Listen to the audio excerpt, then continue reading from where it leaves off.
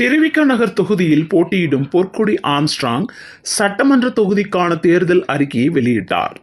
சென்னை திருவிக நகர் சட்டமன்ற தொகுதியில் அதிமுக சார்பில் போட்டியிடும் பொற்கொடி ஆம்ஸ்ட்ராங் நேற்று மாலை திருவிக நகர் சட்டமன்ற தொகுதிக்கான 13 தேர்தல் அறிக்கையை தூய்மை பணியாளர்களுடன் வெளியிட்டார். அதில் குறிப்பாக கல்வி மற்றும் வேலைவாய்ப்பு, மருத்துவம், போதை ஒழிப்பு, குடிநீர் மற்றும் சுகாதாரம், பெண்கள் பாதுகாப்பு, முன்னேற்றம், வீடு அடிப்படை வசதி, சமூக நீதி, சம உரிமை, தூய்மை பணியாளர் நலன், விளையாட்டு, போக்குவரத்து சேவை, சாலை மேம்பாடு, மேலும் ஆம்ஸ்ட்ராங் மன்றம் மூலமாக ஆண்டுதோறும் 500க்கும் மேற்பட்ட மாணவ மாணவிகளுக்கு கல்வி உதவித்தொகை வழங்கப்படும் மற்றும் விளையாட்டு வீரர்களை ஊக்கப்படுத்தும் வகையில் ஆண்டுக்கு 500க்கும் மேற்பட்ட வீரர்களுக்கு விளையாட்டுப் பொருட்கள் வழங்கப்படும் மற்றும் இலவச சட்ட ஆலோசனை உள்ளிட்ட திட்டங்களுக்கான தேர்தல் அறிக்கையை வெளியிட்டார். இதில் பகுதி செயலாளர்கள் முகுந்தன் கோபால், MP பரமகுரு, R மதுரை வீரன், சதீஷ்,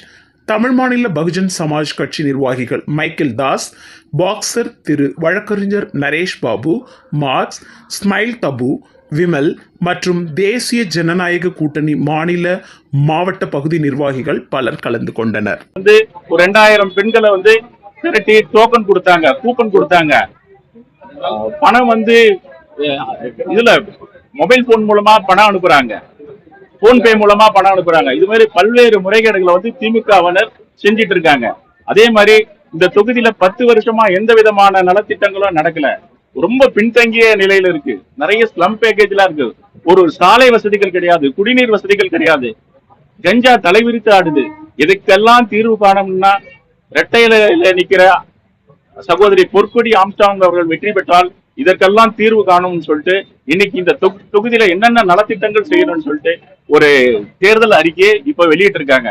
நிச்சயமாக இவங்க வந்தா இந்த தொகுதியில் இருக்கிற சீர்கேடெல்லாம் ஒழிச்சிட்டு இந்த தொகுதி ஒரு முன்னேற்ற பாதையை நோக்கி நடைபெறும், எல்லா சுகாதார வசதிகள் பெறுவாங்க என்று அக்கா உறுதியோட இந்த தேர்தல் அறிக்கை இன்னைக்கு வெளியிட்டு இருக்காங்க.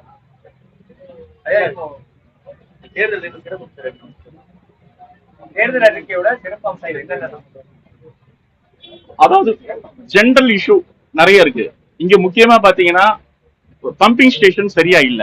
பம்பிங் ஸ்டேஷன் சரியா இல்லாதனால ஸ்மெல் வருது. அந்த பம்பிங் ஸ்டேஷனை புதுப்பிக்கணும், அதை டெவலப் பண்ணணும். மேஜரா அது பண்ணுவாங்க. இங்க கஞ்சா நிறைய இருக்கு, கஞ்சாவை ஒழிச்சிருவாங்க. அதுக்கான இந்த தேர்தல் அறிக்கை நீங்க படிச்சீங்கன்னா தெரியும். 2வது சுகாதாரத்தை முற்றிலுமா சீர்கேட்டு இருக்கு. அதை சீர்படுத்தி மக்கள் அனைவரும் சுகாதாரமான வாழ்க்கை வாழ்றது இவங்க உத்தரவாதம் கொடுக்குறாங்க. நிறைய இடத்துல பட்டா இல்லைன்னு சொல்லிட்டு கோரிக்கையா இருக்கிறாங்க. அந்த பட்டா எல்லாம் இது வரைக்கும் பட்டா வாங்கி தரேன்னு திமுகவினர் ஏமாத்திட்டு தான் இருந்திருக்காங்க. ஆனா அக்கா வந்தாங்கன்னா நிச்சயம் பட்டா வாங்கி கொடுத்து அவங்களுக்கு ஒரு நல்ல ஒரு விடிவு காலத்தை ஏற்படுத்துவாங்க.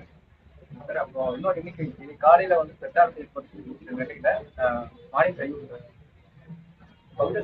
அதாவது நம்ம தமிழக மாநில வர்த்தக அணியில நபர் அதாவது நம்ம ஆதரவு தெரிவிக்கிற நிலையில உடைமிரட்டலா வருது, உடைமிரட்டலா கொடுத்துருக்காங்க அப்படின்னு சொல்லப்படுது.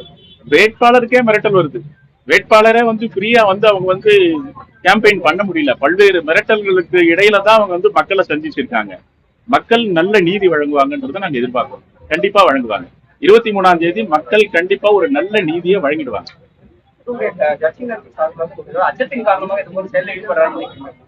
தோல்வி பயம் தான். திமுக தோல்வி பயத்தினால தான் இது மாதிரிலாம் பண்றாங்க. வெட்ட வெளிச்சமா தெரியுது இல்லையா?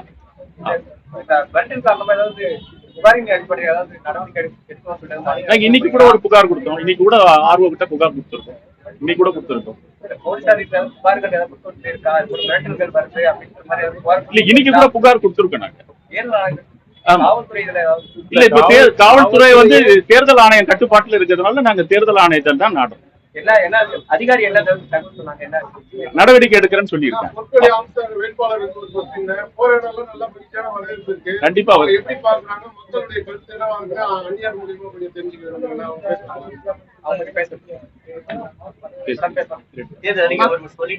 இல்ல பேச தேர்தல் அறிக்கை நான் ஒரு திவிக தொகுதியில நான் தேர்தல் பிரச்சாரம் பண்ணும்போது அங்க மக்களுடைய குறையெல்லாம் கேட்கும் போது அந்த குறைகள் எல்லாம் ஏற்றின்னு தான் நான் அறிக்கையா வெளியிட்டு இருக்கிறேன்.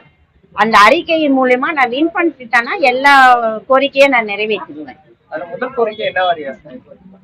சுகாதாரம், கல்வி, மருத்துவம், போதை, பெண்கள் பாதுகாப்பு, வேலை வாய்ப்பு, அதுல நிறைய இருக்குது. அதெல்லாம் வச்சுதான் நாங்க அறிக்கையா வெளியிட்டோம். போதை ஒழிப்பு முக்கியமா இருக்கு. ஆமா. நீங்க வின் பண்ணிட்டு வந்தீங்கன்னா முதல் கோரிக்கையாக யாருக்கு சைன் பண்ணுவீங்க? முதல் கோரிக்கையாக யாருக்கு? முதலா வந்து அடியேற்ற கோரிக்கைக்கு என்ன மாதிரி கோரிக்கைகளா இருக்கு? சுகாதாரம் சுகாதாரம் செயல்படாது. சுகாதாரம் கடைபிடிக்க முடியும்.